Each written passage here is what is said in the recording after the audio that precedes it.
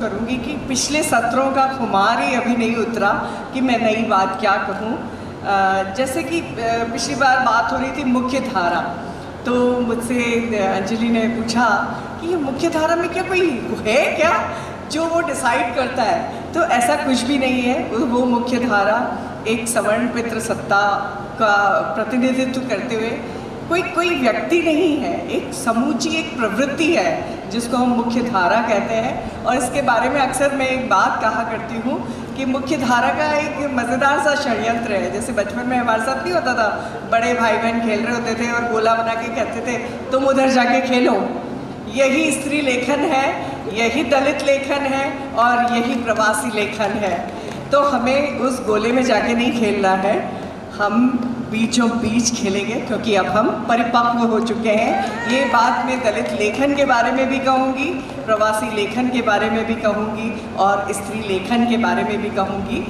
और अगर मैं बात करूँ कि हाँ स्त्री लेखन कुछ चीज़ है तो उसका एक वैज्ञानिक आधार है। स्त्री लेखन क्या है? ज़्यादा चित्रात्मक है, ज़्यादा विवरणात्मक है। आप बिलीव नहीं करेंगे, एक साइंटिफिक रिसर्च हुई, उसमें पता चला कि पुरुष दिन भर में 700 शब्द बोलते हैं तो स्त्रियां 2700 शब्द बोलती हैं। तो मुझे लगता है कि हमारे पास ज़्यादा शब्द है। और रंगों को लेके तो सारी बीवियों की शिकायत रहती है कि क्या तुम सारे नीलों को नीला कहते हो और काले को भी काला कह देते हो, सारे लाल तुम्हारे लिए लाल हो जाते, मैजेंटा को भी तुम लाल कहते हो। मुझे याद है मेरे पापा भूरे कुत्ते को लाल कुत्ता बोलते थे और मुझसे कहते वो लाल वाला जूता लेके आ। तो मुझे लगता है हम रंगों को, शब्दों को, खुशबुओं को और ज़्यादा बारीकी से समझते हैं। तो अगर हमारे लेखन को अलगाना ही है तो इन बारीकियों के साथ अलगाइए, उसे कहिए स्त्री लेखन, जो किसी भी साधारण लेखन से कहीं संवेदनाओं के स्तर पे बारीक है। तुम अपने कड़वे और मनमाने झूठ से कर सकते हो मुझे इतिहास में दर्ज, तुम गिरा सकते हो मुझे गहरे कीचड़ में, लेकिन फिर भी धूल की तरह ऊपर उठूंगी मैं। क्या मेरा दर्द तुम्हें करता है परेशान? तुम क्यों हो निराशा से घिरे कि मेरी चाल मानो मेरे पास है तेल और कूप मौजूद हैं जो मेरे कमरे में। सूर्य की तरह, चंद्रमा की तरह, निश्चित रूप से ज्वार भाटाओं के साथ, ठीक उम्मीदों की ऊंची छलांग की तरह उठूंगी, ऊपर उठूंगी मैं। क्या तुम मुझे टूटना देखना चाहते हो? मेरा झुका सिर और झुकी निगाहें, आंसुओं की तरह गिरते मेरे कंधे, दुर्बल हुए जो मेरे गहन विलापों से। क्या मेरा अहंकार तुम्हें करता है आहर? क्या तुम्हें यह नहीं लगता बहुत असह्य कि मेरी हंसी मानो मेरे पास हो स्वर्ण की खाने मौजूद हों जो मेरे घर के पिछवाड़े में? तुम चला सकते हो मुझ पर अपने शब्दों की बंदूक, तुम काट सकते हो मुझे अपनी नज़रों से, तुम मार सकते हो मुझे अपनी घृणा से, लेकिन फिर भी मैं हवा की तरह ऊपर उठूँगी।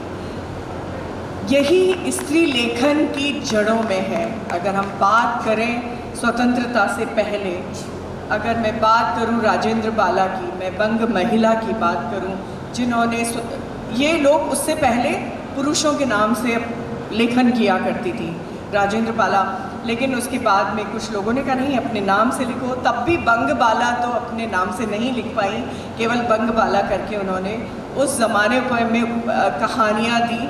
और उसके बाद मल्लिका, इस सब के पीछे अगर स्त्री लेखन की जिजीविषा की बात होती है, स्त्री लेखन की जिद की बात होती है, तो मैं मल्लिका की बात करती हूँ कि मल्लिका भारतेंदु हरिश्चंद्र जी की प्रेमिका बन गई।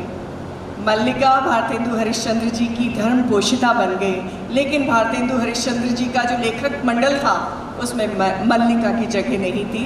जबकि उपन्यास शब्द हिंदी में किसी प्रेमिका के जरिए आया है। हमारे यहाँ तब तक उपन्यास को आख्यायिका कहा जाता था। भारतेंदु हरिश्चंद्र जी ने उपन्यास शब्द मल्लिका से उधार लिया, लेकिन फिर भी भारतेंदु मंडल के आसपास जो पूरा नवरत्न जो थे उसमें सारे पुरुष थे, मल्लिका नहीं थी। जबकि भारतेंदु जी के लेखन की जो प्रेरणा रही मल्लिका रही, और मल्लिका के चलते ही उन्होंने बहुत सारी पत्रिकाओं का संपादन भी किया।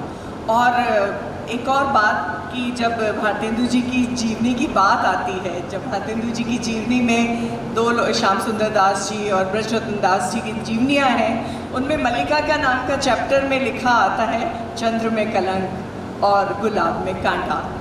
तो मुझे लगता है कि ये स्त्री की जिजीविषा है कि उसने इन गुलाबों में से कांटे निकाल दिए हैं और इस ग्रहण लगे हुए चंद्र को अपने जीवन से निकाल दिया है। तो ये स्वातंत्रोत्तर के पहले की बात है। उसके बाद अगर हम देखें तो महादेवी वर्मा, सुभद्रा कुमारी चौहान, जिनका सूर्यबाला जी ने जिक्र किया था, उन लोगों ने भी बहुत सारे संघर्ष किए। अगर आप सब में से किसी ने चंद्रकिरण सोनरिक्सा जी की आत्मकथा पढ़ी हो तो आप सब याद करेंगे कि कैसा ज़माना था कि जब स्त्रियों को अपनी रचनाएं लिख के आटे के कनस्तरों में दबाना पड़ता था। क्या ये जिजीविषा नहीं थी कि उनसे आज तक हम आए हैं? हम बिल्कुल अपनी मजबूती से लिखते हैं, हम अपने प्रेम भी लिखते हैं, हम अपना दर्द भी लिखते हैं, हम अपनी इच्छाएं भी लिखते हैं, हम अपनी कामनाएं भी लिखते हैं, हम अपनी वासनाएं भी लिखते हैं। लेकिन वो समय था जब स्त्री को अपनी पीड़ा लिखने की भी इजाज़त नहीं थी। तो मुझे लगता है कि निस्संदेह वो स्त्री लेखन की जिजीविषा ही थी जो हमें यहाँ तक लाई। और शार्दुला के गीत से मैं अपना जो वक्तव्य है उसे पूरा करना चाहूँगी, जो मेरे वक्तव्य को एक असर्टिवनेस देता है। राधिका अब शाम पहले सा नहीं है, राधिका अब शाम पहले सा नहीं है, आएगा भी तो बंधेगा क्या नयन से, विश्वहित जो छोड़ता सर्वस्व अपना, मानिनी प्रतिवाद क्या उसके चयन से, वेणु अब कटिकाचनी में लौट आओ, युद्ध तुरही नाद पंचम हो चला है, जानती हूँ प्यार कम कम हो चला है। बहुत शुक्रिया। Subscribe our channel and press the bell icon for more updates.